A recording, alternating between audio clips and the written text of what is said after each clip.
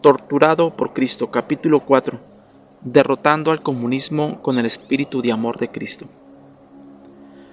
Los judíos tienen una leyenda que cuenta que cuando sus antepasados fueron salvados de Egipto y los egipcios se ahogaron en el Mar Rojo, los ángeles se unieron a los cánticos de triunfo entonados por los israelitas. Dios les dijo: los judíos son hombres y pueden regocijarse de su escape, pero de parte de ustedes espero más comprensión. ¿No son los egipcios también mis criaturas? ¿No los amo acaso a ellos también? ¿Cómo es que ustedes no comprenden mi pesar por su trágico destino? Cuando Josué sitiaba a Jericó, levantó sus ojos y vio a un hombre delante de él, con la espada desenvainada. Josué le dijo: ¿eres de los nuestros o de nuestros enemigos? Josué 5:13. Si aquel ser visto por Josué hubiese sido solo un hombre, la respuesta habría sido: estoy con ustedes, estoy con vuestros adversarios, o simplemente soy neutral. Estas son las únicas respuestas humanas posibles. Sin embargo, el ser que Josué encontró era de otro mundo, y por lo tanto, al preguntársele si estaba con o en contra de Israel, dio una respuesta completamente inesperada y difícil de comprender, ¿no? ¿Qué significa ese no? Venía de un mundo donde los seres no están en pro ni en contra, sino donde todo y todos son comprendidos, observados con compasión y profundamente amados. Existe un nivel humano. En el comunismo debe ser combatido sin misericordia. En este plano debemos también combatir a los comunistas, ya que ellos son los que mantienen y apoyan esta ideología cruel y salvaje. Pero los cristianos son algo más que simples hombres, son hijos de Dios, copartícipes de la naturaleza divina. Por tanto, las torturas sufridas en las prisiones comunistas no me han hecho odiar a los comunistas. Son criaturas de Dios. ¿Cómo puedo odiarlos? No obstante, tampoco puedo ser amigo de ellos. La amistad significa una identificación total y yo no puedo identificarme plenamente con ellos. Ellos odian el concepto de Dios, en cambio yo amo a Dios. Si me preguntara: ¿está usted a favor o en contra de los comunistas?, mi respuesta sería bastante compleja. El comunismo representa la amenaza más grande que afronta la humanidad. Estoy completamente opuesto a ella y quiero combatirla hasta hacerla desaparecer. Pero en espíritu estoy sentado en lugares celestiales junto a Jesús. Estoy en la esfera de ese no, en la cual, a pesar de todos sus crímenes, los comunistas son comprendidos y amados. En aquellas esferas existen seres celestiales que tratan de ayudar a todos en las metas de la vida humana, lo que significa llegar a ser semejante a Cristo. Por lo tanto, mi meta es predicar el Evangelio a los comunistas, darles las buenas nuevas de la vida eterna. Cristo, que es mi Señor, ama a los comunistas. Él mismo ha dicho que ama a todo hombre y que prefiere dejar 99 ovejas justas antes que permitir que se pierda la que erró el camino. Sus apóstoles y todos los grandes maestros de la cristiandad han enseñado este amor universal en su nombre. San Macario dijo: si un hombre ama apasionadamente a todos los hombres pero dice no amar a uno solo, no es cristiano, porque su amor no es total. San Agustín enseña: si toda la humanidad hubiera sido justa y un solo hombre pecador, Cristo habría venido a sufrir en la cruz por este. Tanto ama a cada individuo. La enseñanza cristiana es muy clara: los comunistas son hombres y Cristo los ama. También los ama el hombre cristiano. Amamos al pecador, aunque odiamos el pecado. Conocemos el amor de Cristo por los comunistas, porque nosotros también los amamos.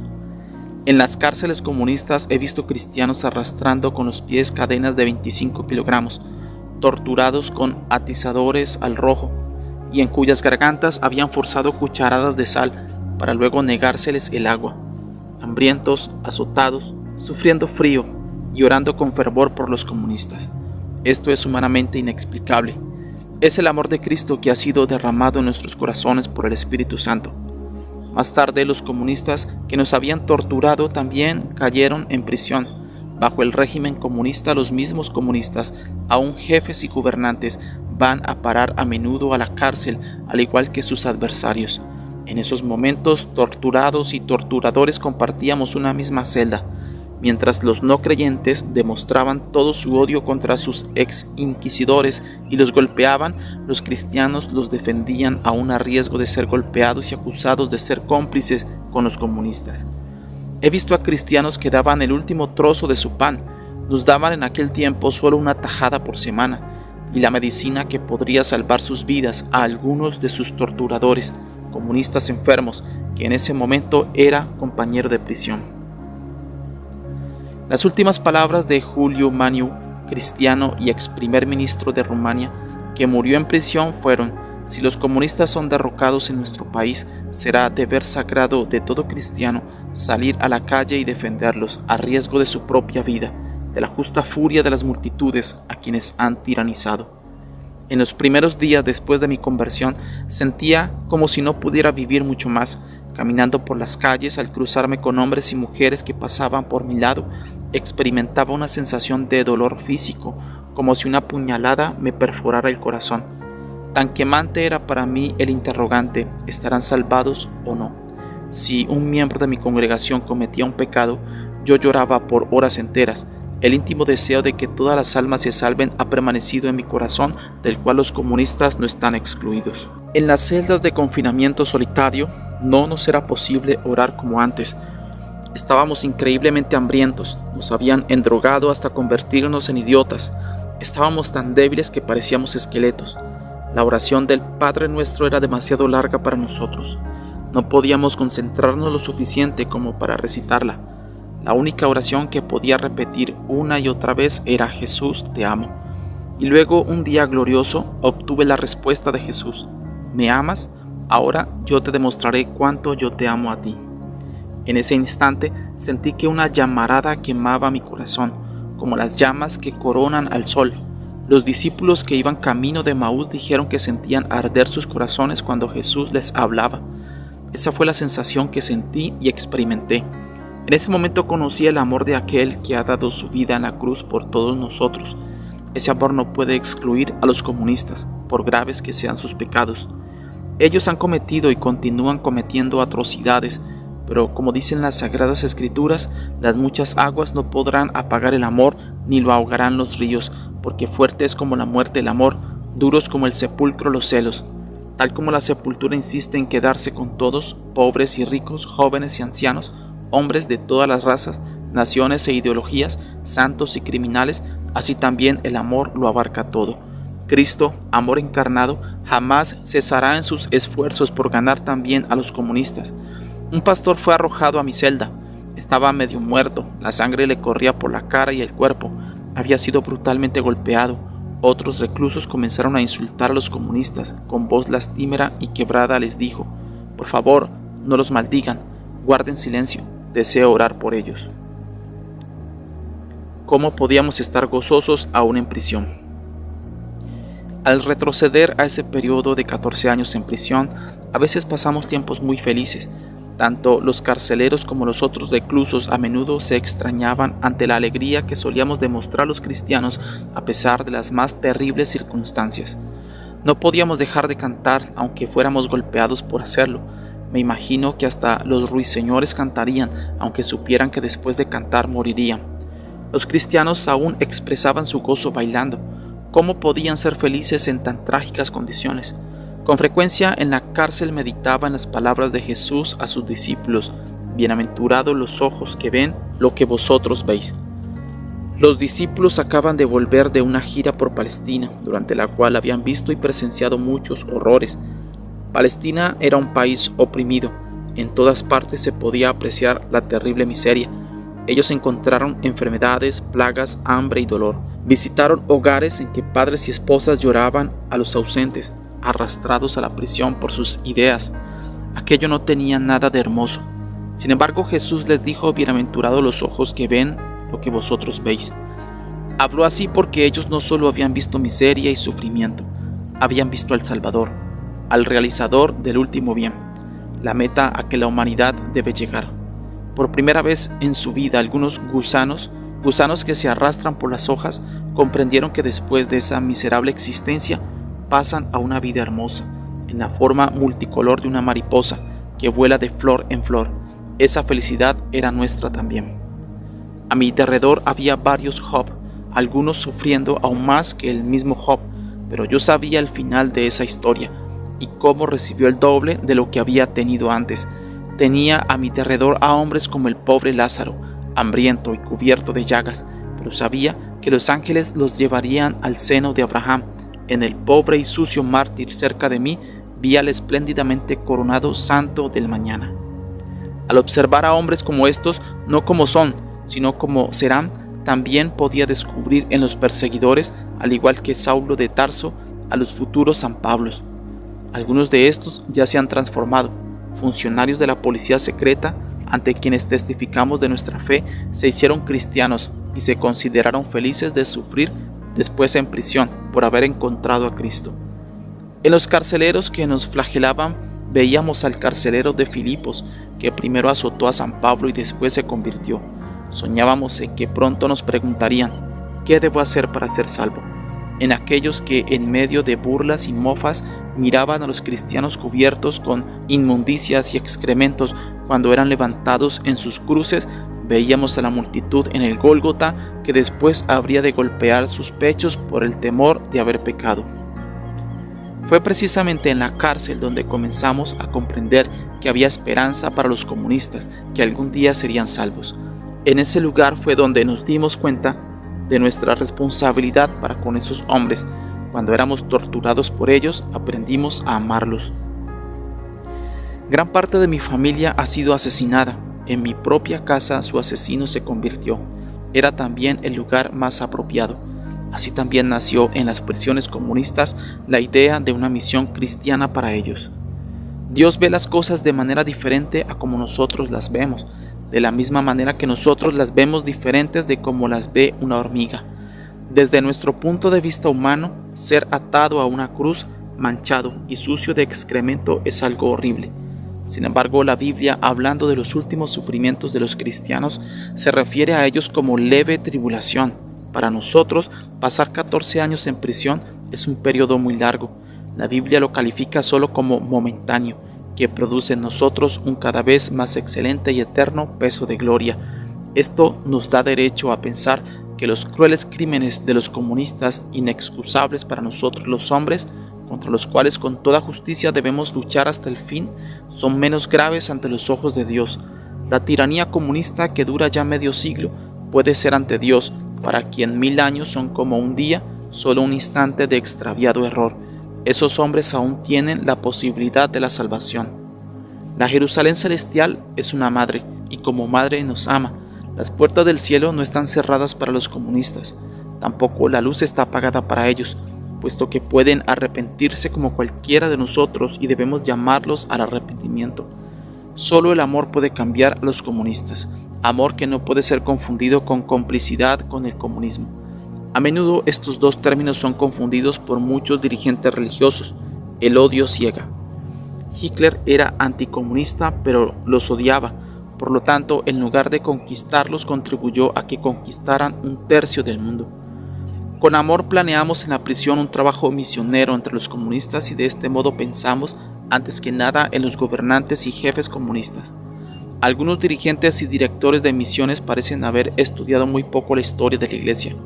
Cómo se ganó Noruega para Cristo, por medio de la conversión del rey Olaf. Rusia conoció el Evangelio cuando el rey Rurik fue ganado por él. Convertido el rey Esteban, toda Hungría siguió sus pasos. Lo mismo sucedió en Polonia, en África. Las tribus se convirtieron cuando sus jefes son ganados por Cristo.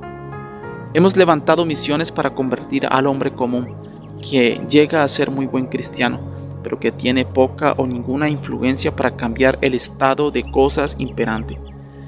Debemos ganar a los gobernantes y estadistas, a las personalidades políticas, económicas, científicas y artísticas. Estos son los verdaderos arquitectos del alma de un país. Ellos son los que moldean el alma de los hombres.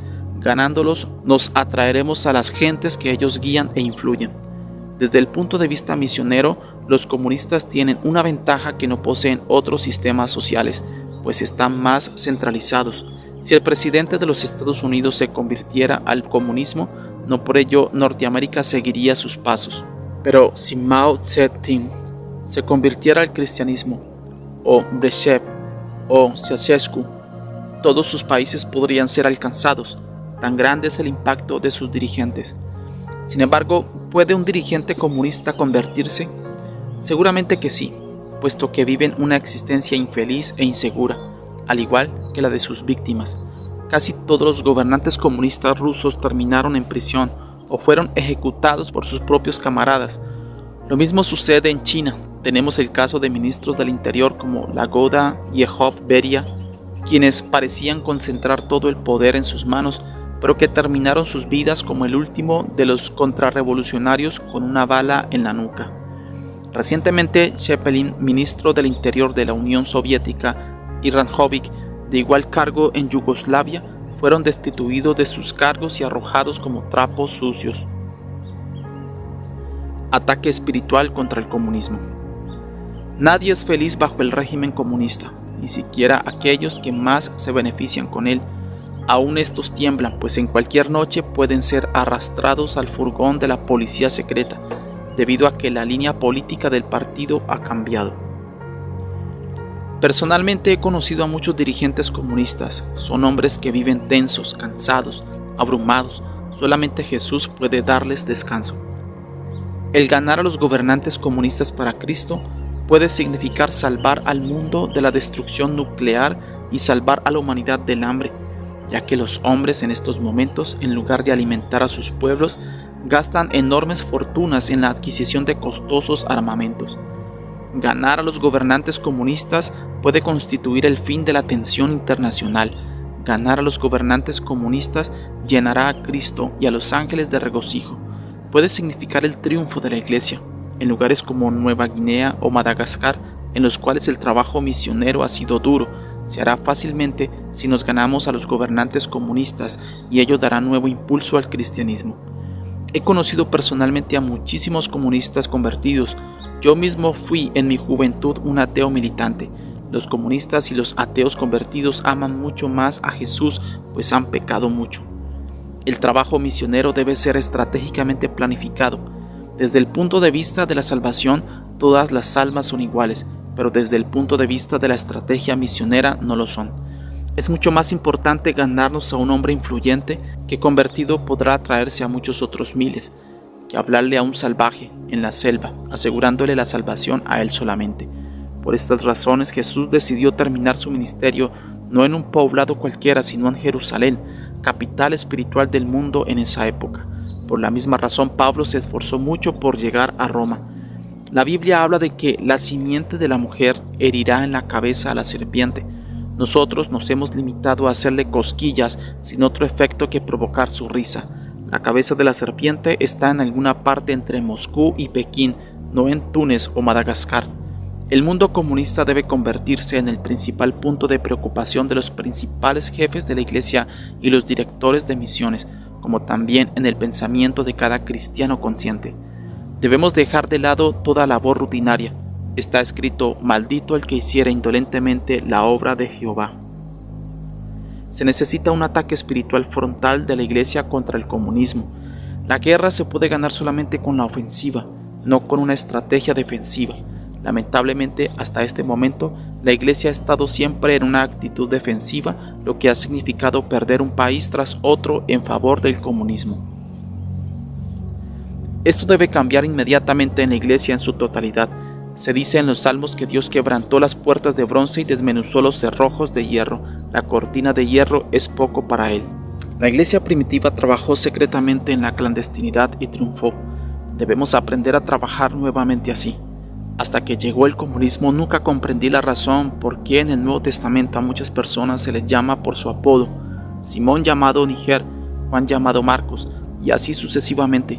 Nosotros también nos vemos obligados a usar nombres secretos en nuestro trabajo en los países comunistas. Tampoco comprendía por qué Jesús, deseando celebrar la última cena, no dio la dirección exacta del lugar en que aquella se realizaría, sino que dijo: id a la ciudad y os saldrá al encuentro un hombre que lleva un cántaro de agua, seguidle. Ahora sé la razón. Nosotros también usamos un código secreto para el reconocimiento de personas en el trabajo de la iglesia subterránea. Si accedemos a trabajar en esta forma, adoptando a los métodos de los primeros cristianos, podemos cumplir un trabajo efectivo para Cristo en los países comunistas. Pero cuando encontré a algunos dirigentes de la iglesia occidental que, en lugar de amar a los comunistas, caso que habría llevado a la organización mucho antes de un trabajo en esos países, hallé que su política estaba de parte de los comunistas. No encontré la compasión del buen samaritano hacia las almas perdidas de la casa de Karl Marx. El hombre realmente no cree en las oraciones de su credo, sino solamente en aquello por lo cual está dispuesto a morir. Los cristianos de la iglesia subterránea han demostrado que están dispuestos a morir por su fe. Continúo ahora con una obra que puede significarme un nuevo encarcelamiento en un país comunista, nuevas torturas y muerte. Ello debido a renunciar a su fe. Le cortaron las orejas, la lengua y las piernas. Con todo, la peor cosa que los comunistas hacen no es el torturar, ni aún el asesinar a los hombres, sino falsear los pensamientos del hombre y envenenar a la juventud y la niñez. Han colocado a sus hombres en puestos estratégicos dentro de las iglesias para que efectúen la destrucción a sus organizaciones. No solo enseñan a la juventud a no creer en Dios y en Cristo, sino que también les enseñan a odiar esos nombres. ¿Cómo podemos expresar la tragedia de los mártires cristianos que de vuelta a sus hogares después de años de prisión son recibidos con desprecio por sus hijos que entre tanto se han convertido en ateos militantes? Este libro no está escrito con tinta, sino con la sangre de tantos corazones heridos. Pero al igual que en los tiempos de Daniel, cuando aquellos 3 jóvenes al ser arrojados en un horno fueron salvados del fuego y salieron sin ni siquiera haber sido chamuscados, así también hoy los cristianos que han vivido en las prisiones comunistas salen de ellas sin ni siquiera sentir amargura en contra de los comunistas. Si usted pisa una flor, ésta le recompensa con su perfume. De la misma manera, los cristianos torturados por los comunistas recompensan con amor a sus torturadores. Hemos llevado a Cristo a muchos de nuestros carceleros. Estamos dominados por un solo anhelo: dar a los comunistas que tanto nos han hecho sufrir lo mejor que poseemos, la salvación que llega al hombre a través de nuestro Señor Jesucristo. No tuve el privilegio del que gozaron muchos otros hermanos en la fe, de morir en el martirio. Fui puesto en libertad y hasta pude salir de Rumanía al occidente. En Occidente encontré a muchos dirigentes cristianos con sentimientos totalmente opuestos al que predomina en la iglesia subterránea, detrás de las cortinas de hierro y de bambú. Muchos cristianos occidentales no tienen amor por los comunistas. Prueba de ello es que nada hacen por la salvación de esos hombres. Tienen misiones destinadas a evangelizar a los judíos, a los musulmanes y a los budistas. Tienen misiones para persuadir a los cristianos de una denominación para que se cambien a otra, pero no tienen misiones para evangelizar a los comunistas. Sencillamente no los aman. Si los amaran, hace ya mucho tiempo que habrían establecido misiones destinadas a ese fin, como Carey, que por amor a los indios, y Hudson Taylor, por amor a los chinos, crearon misiones en aquellos territorios. Pero lo que es peor es que no solo no aman a los comunistas ni hacen nada para ganarlos para Cristo, sino que por complacencia, negligencia, incluso por sus actuaciones, que pueden tildarse de complicidad, algunos dirigentes de la iglesia occidental ayudan a los comunistas a inmiscuirse en las labores de las iglesias occidentales y obtener aún el liderazgo dentro de ellas. Así logran que los cristianos no adviertan los peligros del comunismo. Al no amar a los comunistas y no hacer nada para ganarlos para Cristo bajo el pretexto de no estar autorizados para ello, como si los primeros cristianos hubiesen pedido permiso a Nerón para predicar el evangelio, tampoco aman a sus propios rebaños, porque si no ganamos a los comunistas para Cristo, ellos conquistarán el occidente, arrasando con el cristianismo. Las ignoradas lecciones de la historia. En los primeros siglos el cristianismo floreció en el norte de África. De allí surgieron San Agustín, San Cipriano, San Anastasio y San Tertuliano, pero los cristianos de allí se olvidaron únicamente de un deber: ganar para Cristo a los maometanos. El resultado fue que los musulmanes invadieron todo el norte de África y por siglos desterraron al cristianismo. Aún hoy, este territorio pertenece a los musulmanes. Las misiones cristianas lo llaman el bloque de inconvertibles. Aprendamos de la historia. Durante la Reforma, los intereses religiosos de Hus, Lutero y Calvino coincidieron con los intereses de los europeos en liberarse del yugo papal, que en ese tiempo era un poder opresor político y económico. De la misma manera, hoy el interés de la iglesia subterránea es esparcir el evangelio, tanto a los comunistas como a sus víctimas. Coincide con el vital interés de todos los pueblos libres, o sea, continuar existiendo en libertad. No hay fuerza política que pueda derrocar al comunismo. Los comunistas tienen poder nuclear y atacarlos militarmente significaría empezar una nueva guerra mundial con cientos de millones de víctimas. Además, muchos gobernantes occidentales han sido víctimas del lavado de cerebro de la propaganda y por lo tanto no desean el derrocamiento de los gobiernos comunistas. Esta opinión la han expresado con frecuencia. Desean eliminar las drogas, el gangsterismo, el cáncer y la tuberculosis, pero no el comunismo, que ha causado muchas más víctimas que todas las anteriores juntas. Ilya Ehrenburg, el escritor soviético, dice que si Stalin no hubiera hecho otra cosa durante toda su vida, más que escribir los nombres de sus inocentes víctimas, no habría tenido el tiempo suficiente para terminar su trabajo antes de su muerte. Khrushchev dijo en el 20º Congreso del Partido Comunista: Stalin liquidó a miles de comunistas inocentes y honestos. De 139 miembros y candidatos del Comité Central que fueron elegidos en el 17º Congreso, 98, es decir, el 70% fueron más tarde arrestados y ejecutados. Imagínese lo que hizo con los cristianos. Khrushchev acusó a Stalin, pero siguió haciendo lo mismo. Desde 1959, la mitad de las iglesias que todavía permanecían abiertas en la Rusia soviética fueron clausuradas. En China hay una nueva ola de barbarie, peor que la del periodo stalinista. La iglesia ha cesado completamente de existir en forma abierta.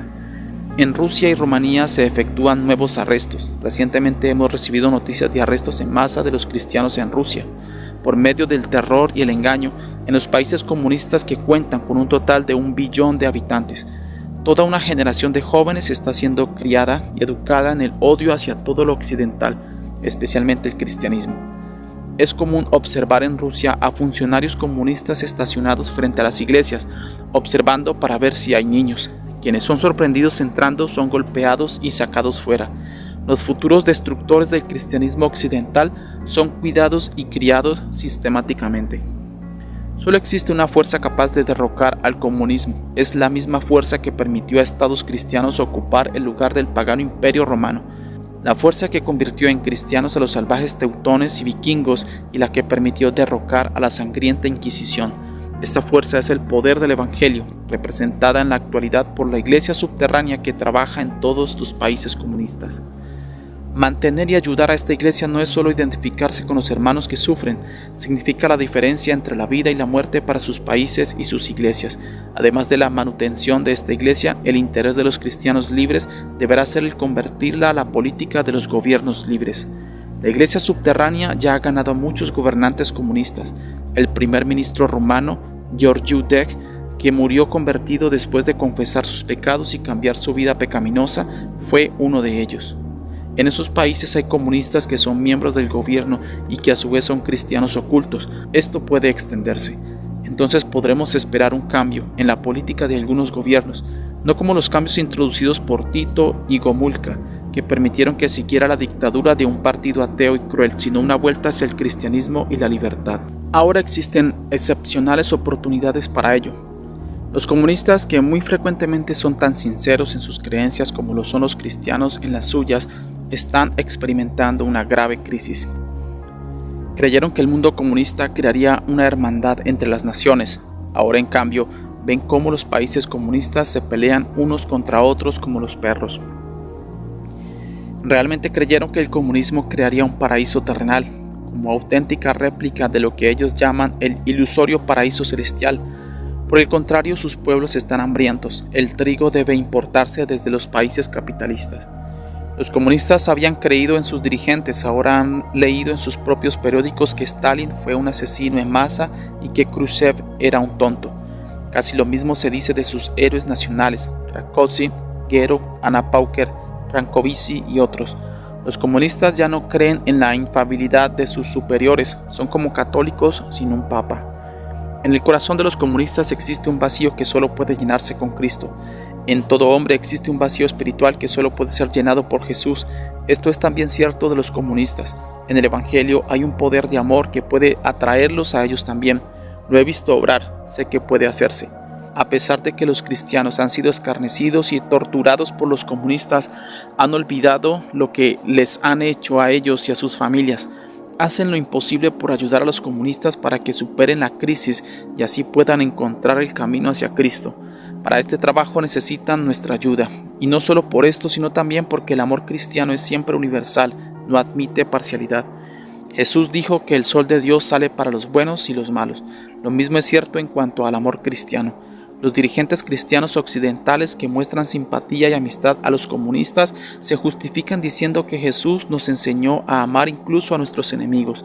Pero Jesús nunca dijo que deberíamos amar solo a nuestros enemigos, olvidándonos de nuestros amigos. Demuestran su amor bebiendo y comiendo con aquellos cuyas manos están manchadas con la sangre de los cristianos, en lugar de mostrarles las buenas nuevas de Cristo. Al mismo tiempo olvidan a los que son oprimidos por los comunistas, a ellos no los aman. Durante los últimos 7 años, las iglesias católica y evangélica de Alemania Occidental han entregado $125 millones para ir en ayuda de los hambrientos y necesitados. Los cristianos norteamericanos dan aún mucho más. Hay pueblos que sufren hambre, pero no puedo imaginar a nadie más hambriento y más merecedor de esta ayuda que mandan los cristianos libres. Si las iglesias inglesas, alemanas, norteamericanas y escandinavas pueden levantar tal cantidad de dinero para ayuda, esta debería ir antes que nada a los mártires cristianos y sus familiares. ¿Sucede así en la actualidad? Yo fui rescatado por organizaciones cristianas, y esto prueba que los cristianos pueden obtener su libertad de la misma manera. Sin embargo, soy el único rescatado en esta forma. Este hecho hace culpables a las organizaciones cristianas occidentales de abandono del cumplimiento de su deber en casos similares. Los primeros cristianos se preguntaban si la nueva iglesia era solo para los judíos o era también para los gentiles. La pregunta recibió respuesta, aunque en otra forma. El problema se ha vuelto a presentar en el siglo XX. El cristianismo no es solamente para el occidente. Cristo no pertenece únicamente a Norteamérica, Inglaterra y otros países democráticos. Cuando fue crucificado, una de sus manos señalaba al occidente y la otra al oriente. Él quería ser rey no solo de los judíos, sino también de los gentiles, el rey de los comunistas también, no solamente del mundo occidental. Jesús dijo: id por todo el mundo y predicad el evangelio a toda criatura. Él derramó su sangre por todos y todos deben escuchar y creer en su evangelio. Lo que nos anima a predicar el evangelio en los países comunistas es que allá todos los que se convierten al cristianismo están llenos de amor y fervor. Jamás he conocido a un solo cristiano ruso que sea indiferente o tibio. Los que antes han sido jóvenes comunistas pueden transformarse en excepcionales discípulos de Cristo. Cristo ama a los comunistas y desea liberarlos del comunismo, tal como ama a los pecadores y desea liberarlos del pecado. Algunos dirigentes cristianos occidentales adoptan una actitud totalmente contraria, de conformidad con el comunismo. Favorecen el pecado, ayudan al triunfo del comunismo, impidiendo de esta manera la salvación no solo de los comunistas, sino también la de sus víctimas. Lo que encontré cuando fui liberado.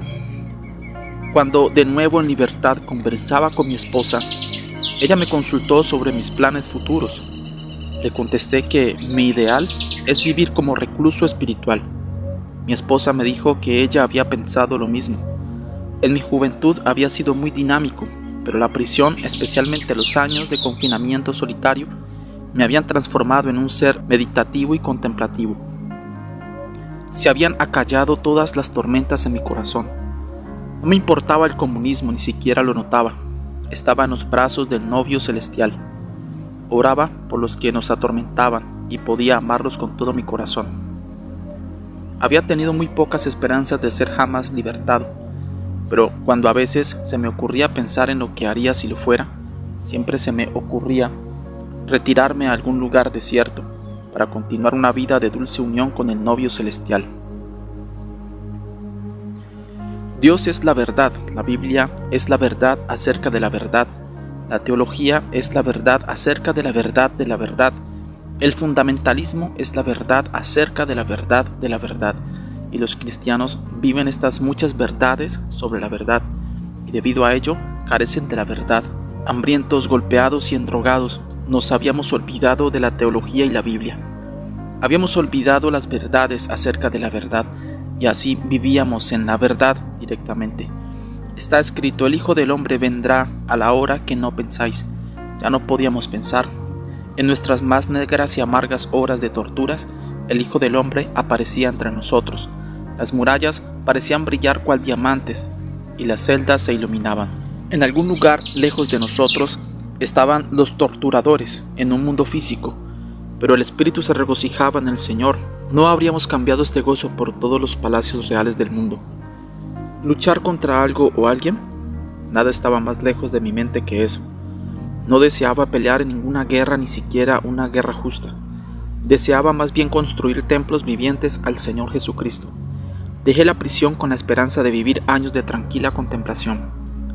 Sin embargo, desde el mismo día después de mi liberación, me encontré frente a aspectos del comunismo más crueles que todas las torturas de la prisión.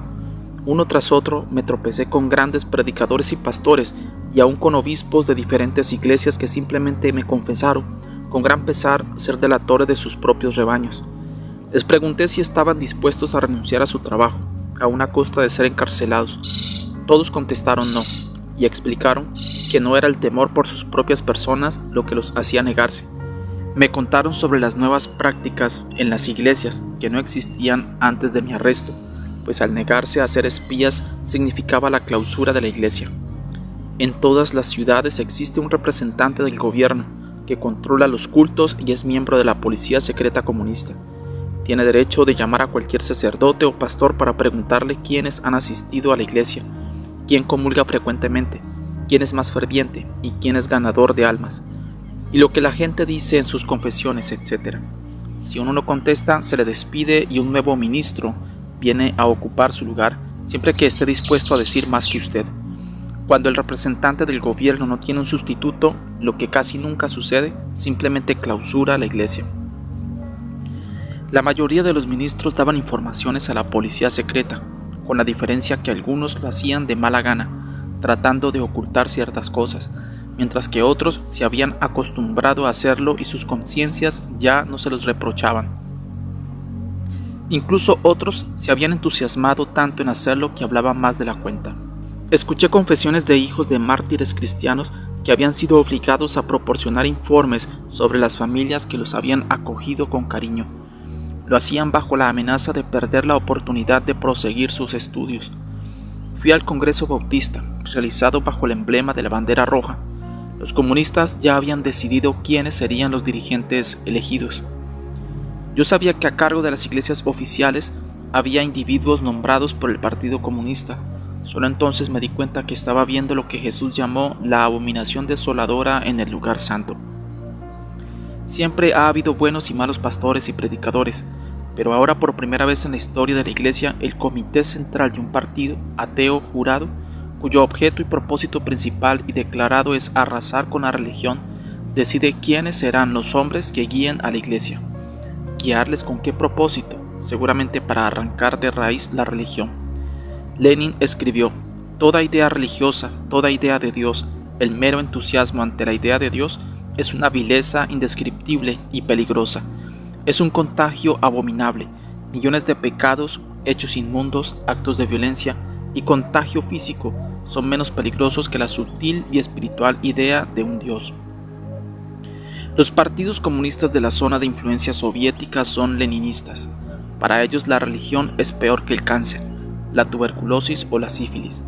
Y ellos son los que eligen a los guías espirituales y con ellos, comprometiéndose en mayor o menor grado, cooperan los dirigentes de la iglesia oficial. He visto cómo el ateísmo envenena las mentes de los niños y los jóvenes sin que las iglesias oficiales puedan hacer nada para contrarrestarlo. En ninguna iglesia de Bucarest, nuestra capital, se efectúan reuniones de jóvenes o existe escuela dominical para niños. Los hijos de los cristianos se educan en la escuela del odio. Entonces, al ver todo esto, odié al comunismo, como no lo había aborrecido bajo sus torturas. Lo odiaba, no por lo que me había hecho a mí, sino por el daño que hace a la gloria de Dios, al nombre de Cristo y a las almas de 1 billón de seres que están bajo su dominio. Campesinos de todo el país vinieron a visitarme y me comentaron cómo se llevaba a cabo la colectivización. Vivían ahora como hambrientos esclavos en los que antes eran sus propias tierras y viñedos. No tenían pan. Sus niños no tenían leche ni fruta, y esto en un país cuyas riquezas naturales pueden compararse a las de la antigua Canaán. Muchos hermanos me confesaron que el régimen comunista los había convertido a todos en mentirosos y ladrones. El hambre los obligaba a robar en lo que antiguamente eran sus propios campos, pero que ahora pertenecían a la colectividad. Después tenían que mentir para ocultar el robo.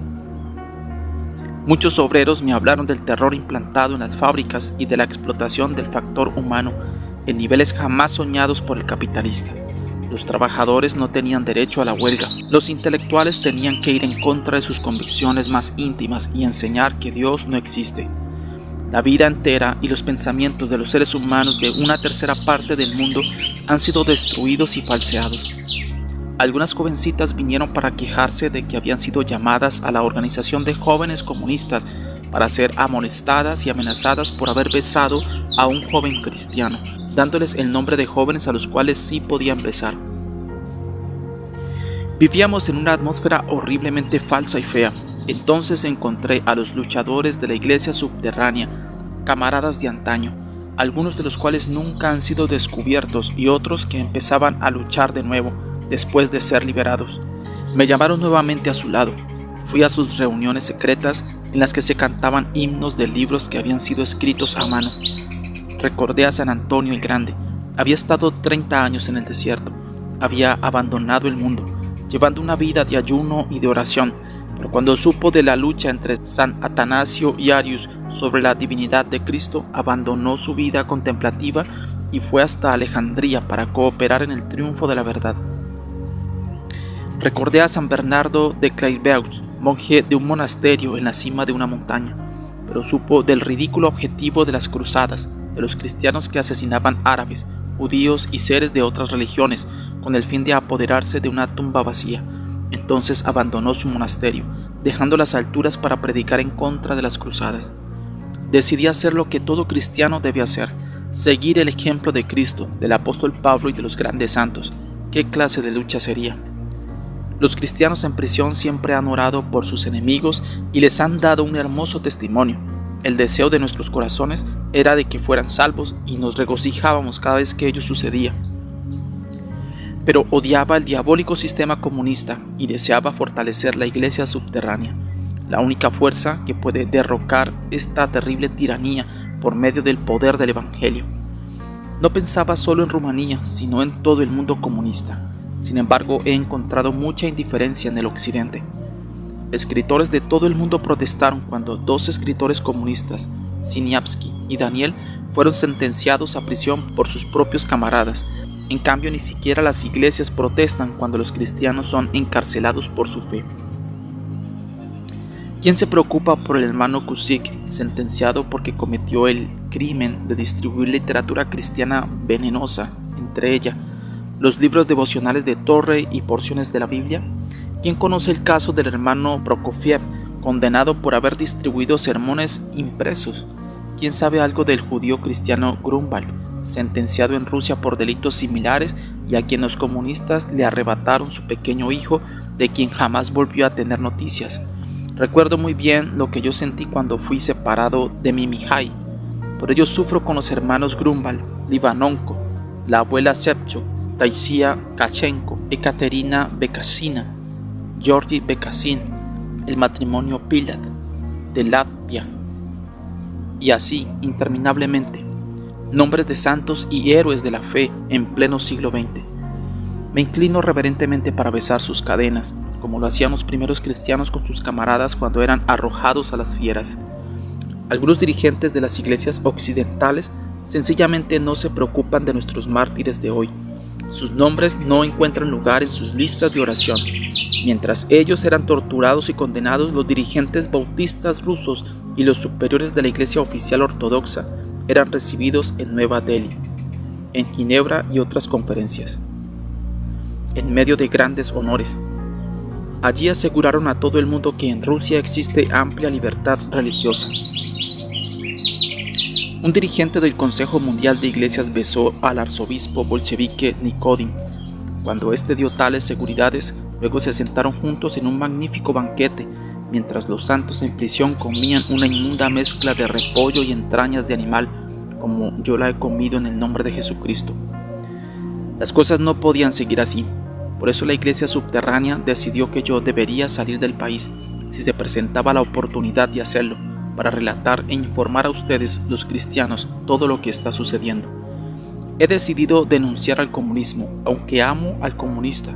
Creo que no es correcto predicar el evangelio sin denunciar al comunismo. No son pocos los que me dicen limítese al evangelio solamente. Esto me recuerda a las palabras de la policía secreta, que también me dijo que predicara a Cristo sin mencionar al comunismo. ¿Será que aquellos que me insisten en que me limite a predicar el Evangelio están inspirados por el mismo espíritu que mueve a la policía secreta comunista? No entiendo bien lo que quieren decir con eso de limitarse solo al Evangelio. ¿Fueron los sermones de Juan el Bautista exclusivamente evangelizadores? Juan no se limitó a decir arrepentíos porque el reino de los cielos está cerca.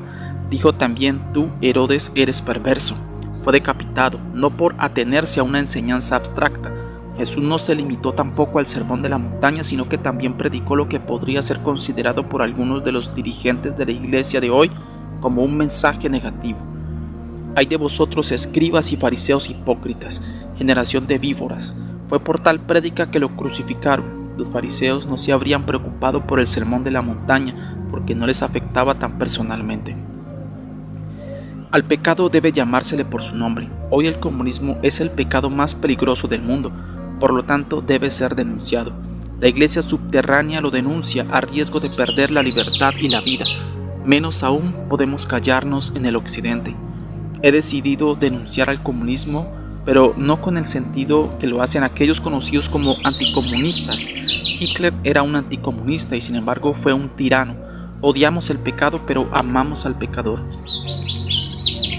¿Por qué sufro en el occidente? Sufro más en el occidente que cuando vivía entre los comunistas. Mi sufrimiento consiste en primer lugar en que deseo ardientemente volver a conocer la inexplicable belleza de la iglesia subterránea, la iglesia que cumple aquella cita del latín nudis nudum Christi segui, desnudos sigan al Cristo desnudo. En el terreno comunista, el Hijo del Hombre y sus seguidores no tienen dónde reposar sus cabezas. Los cristianos de esas regiones no construyen casas. ¿Para qué si serán confiscadas al ser arrestados sus dueños? El solo hecho de tener una casa nueva sería motivo suficiente para ser encarcelado, pues los comunistas desean quedarse con la casa. Allá no es posible enterrar a su padre o despedirse de sus familiares antes de seguir a Cristo. ¿Quién es su madre, su hermano o su hermana?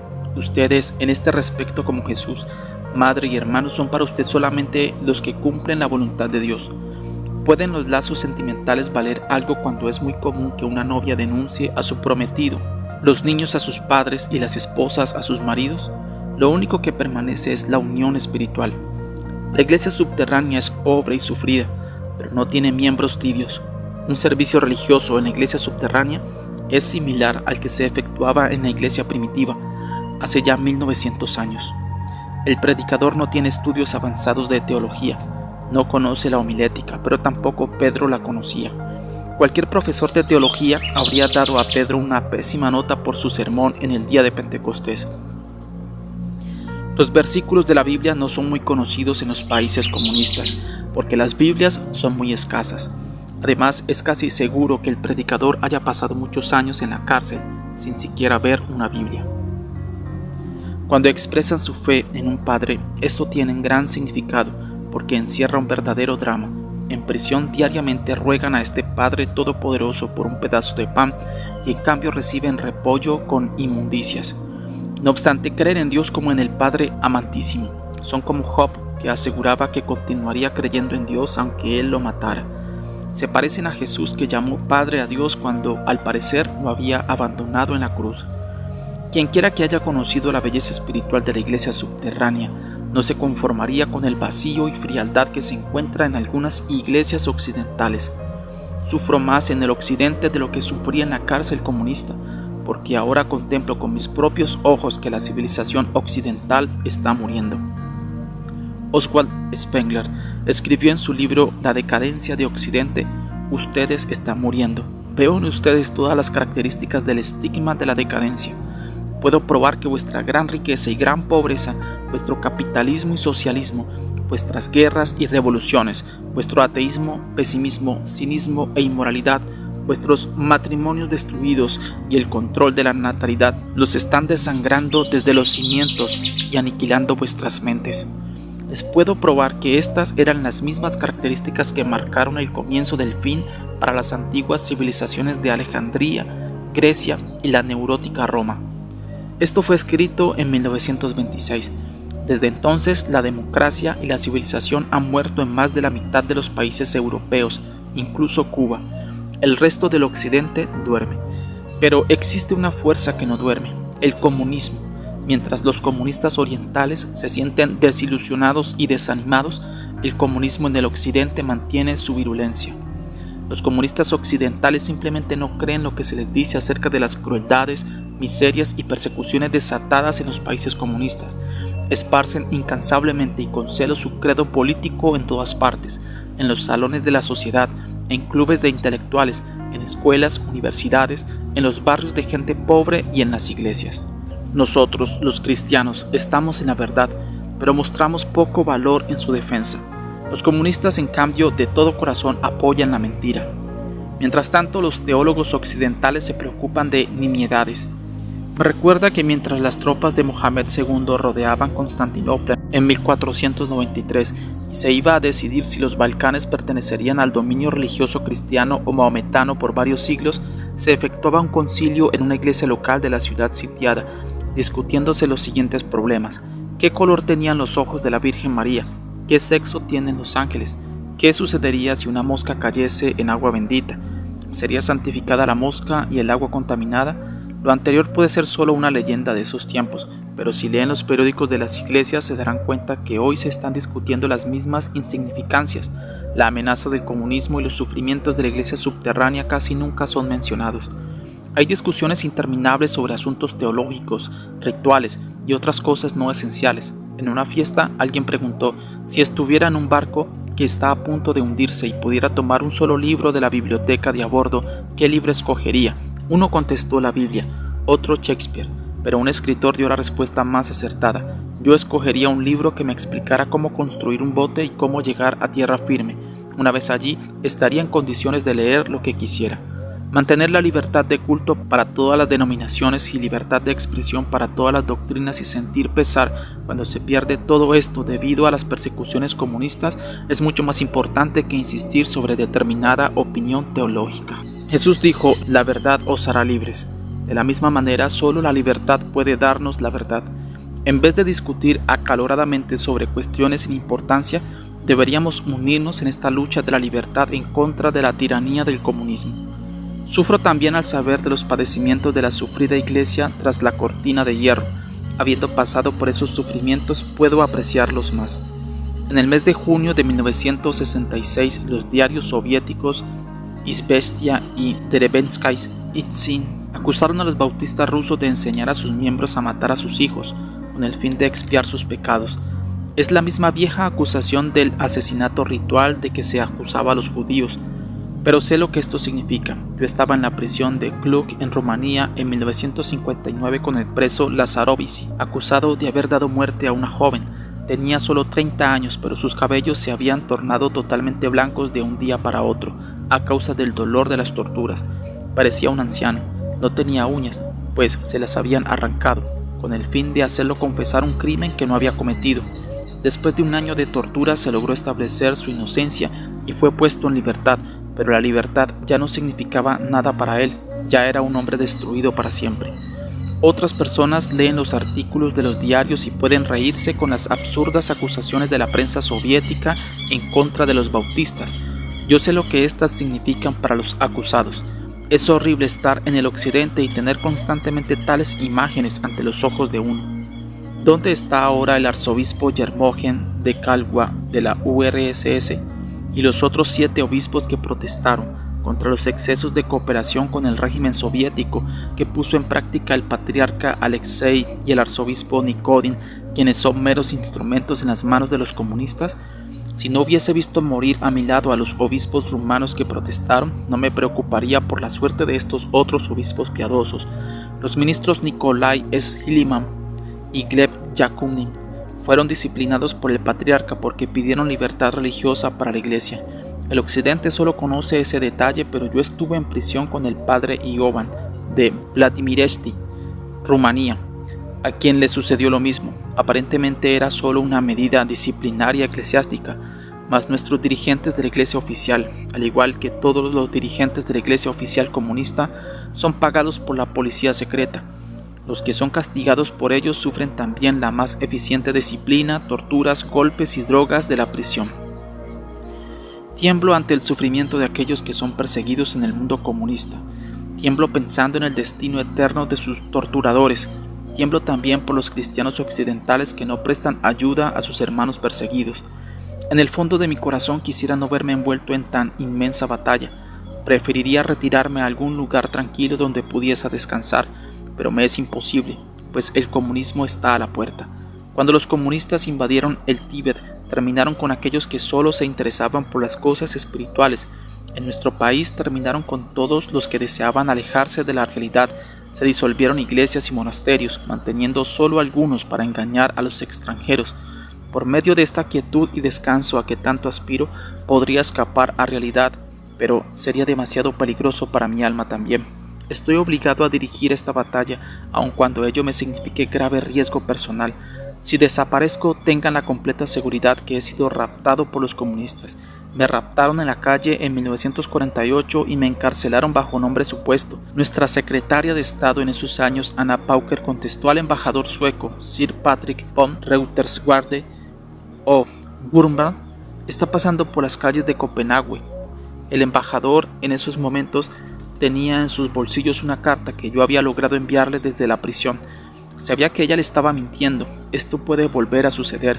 Si soy asesinado, mi asesino será alguien asignado por el Partido Comunista. Nadie en el mundo, fuera de ellos, tiene motivos para matarme. Si llegan a sus oídos rumores sobre mi depravación moral, mis robos, mi homosexualidad, adulterio, desconfianza en la solidez de mis principios políticos y mis mentiras, serán estos solo el cumplimiento de la amenaza que me hizo la policía secreta.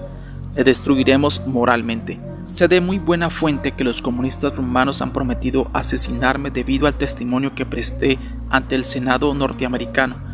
Tratarán de extorsionarme, aterrorizando a mis amigos en Rumanía.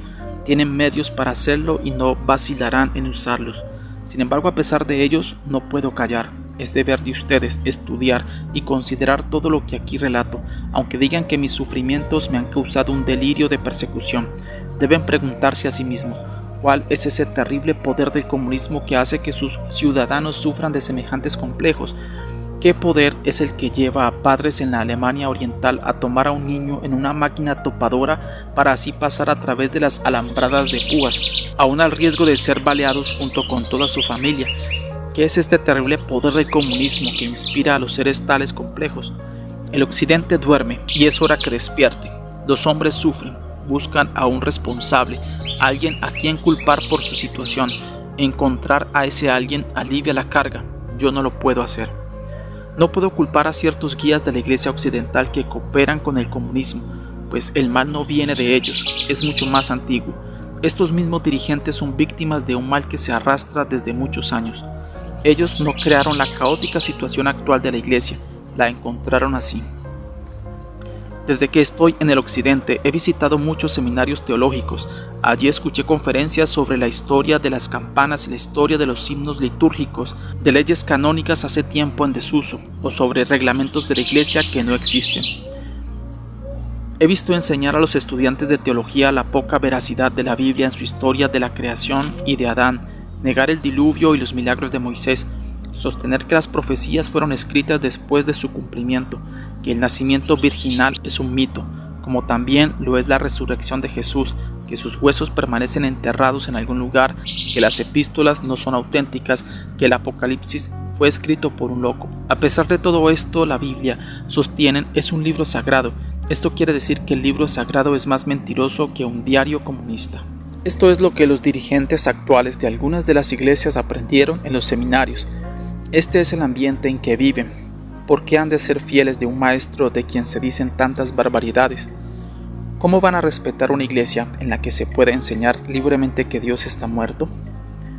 Son guías de las iglesias oficiales, no de la novia de Cristo. Son dirigentes de una iglesia en la cual muchos han traicionado a su maestro. Cuando se encuentran con alguien de la iglesia subterránea, martirizada y sufrida, lo miran como a un ser extraño. Por otra parte, no está bien juzgar a los hombres basándose en algunas de sus actitudes. Si lo hiciéramos seríamos como los fariseos que creyeron malo a Cristo porque Él no respetó sus reglamentos y ordenanzas sobre la observación del sábado. Ellos cerraron sus ojos enteramente a lo que aún a su vista hubiera sido hermoso en Jesús. Estos mismos dirigentes de la Iglesia, aunque estén equivocados respecto al comunismo, pueden estar en lo cierto en otras cosas y ser personalmente sinceros en sus creencias. Y aún en lo que están equivocados pueden cambiar. Una vez estuve en Rumanía con un obispo metropolitano ortodoxo que era espía de los comunistas y delataba a sus propias ovejas. Tomé su mano entre las mías y le conté la parábola del hijo pródigo. Estábamos en su jardín y atardecía. Le dije: vea usted con qué amor Dios recibe al pecador arrepentido. Recibe con gozo aún al obispo que se arrepiente. Le canté himnos cristianos. Este hombre se convirtió. En prisión compartía la misma celda con un sacerdote ortodoxo, que con la esperanza de ser libertado escribió artículos elogiando el ateísmo. Le hablé y rompió lo que había escrito, perdiendo así toda posibilidad de ser puesto en libertad. No puedo responsabilizar a nadie, no puedo aliviar de esta manera el peso que llevo en mi corazón. Tengo otro pesar, aún mis mejores amigos no me comprenden. Algunos me acusan de amargura y resentimiento contra los comunistas, lo que yo sé muy bien que no es cierto. El escritor mosaico Claude Montefiore dijo que la actitud de Jesús hacia los escribas y fariseos y la pública denuncia que hizo de ellos era contraria a su mandato de amar a nuestros enemigos y bendecir a los que nos maldicen. El Dr. W. R. Matthews, recientemente jubilado como deán de la Iglesia de San Pablo en Londres, dice que esto es una incoherencia e inconsistencia en Jesús. Lo acusa diciendo que Jesús no era un intelectual.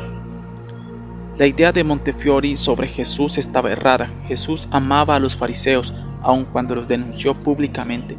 Y yo amo a los comunistas y sus instrumentos en las iglesias, aunque también los denuncio. Constantemente me dicen: olvídese de los comunistas, preocúpese solo de las cosas espirituales.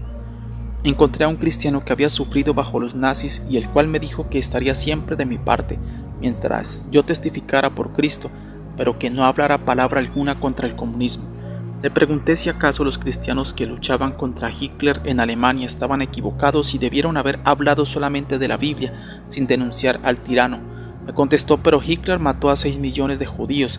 Teníamos que hablar en su contra. Le contesté: el comunismo ha hecho lo mismo. Ha asesinado a 30 millones de rusos, millones de chinos y otros. Ha asesinado a judíos también. ¿Debemos protestar solamente por la muerte de los judíos y no por la muerte de los rusos? Me respondió: esto es muy diferente. No recibí otra explicación. He sido golpeado por la policía en los tiempos de Hitler y también en el tiempo de los comunistas. No he podido notar diferencia alguna. Dolían igual. El cristianismo debe luchar contra muchas clases de pecado, no solo contra el comunismo. No estamos obsesionados por este solo hecho. No obstante, por el momento, el más grande y peligroso enemigo del cristianismo es el comunismo. Debemos unirnos contra él. Quiero volver a insistir, la meta del hombre es ser como Cristo. El objetivo principal del comunismo es evitarlo. Son fundamentalmente antirreligiosos. Creen que después de muerto el hombre se transforma en nales y minerales, nada más. Desean que la vida entera sea vivida al nivel de lo material. Se preocupan solo de las masas. Su palabra es la misma del demonio en el Nuevo Testamento, que dijo cuando se le preguntó su nombre: somos legión. La personalidad, el más grande don que Dios dio a los hombres, debe ser aplastada. Han encarcelado a un hombre porque lo encontraron leyendo un libro de Alfred Adler, Psicología Individual. Los oficiales de la policía le gritaron: ah, individual, siempre individual, ¿por qué no colectiva? Jesús, en cambio, desea que seamos individuos con nuestra propia personalidad. Por eso no existe posibilidad alguna de llegar a algún arreglo con comunistas. Ellos lo saben. Su revista Nauka y Reliquia, Ciencia y Religión dice: la religión es incompatible con el comunismo, le es hostil. El contenido del programa del Partido Comunista es un golpe mortal para la religión. Es un programa para la creación de una sociedad atea, en la cual la gente será liberada para siempre de la esclavitud religiosa. ¿Puede el cristianismo coexistir con el comunismo? A esto los comunistas responden: el comunismo es un golpe mortal para la religión.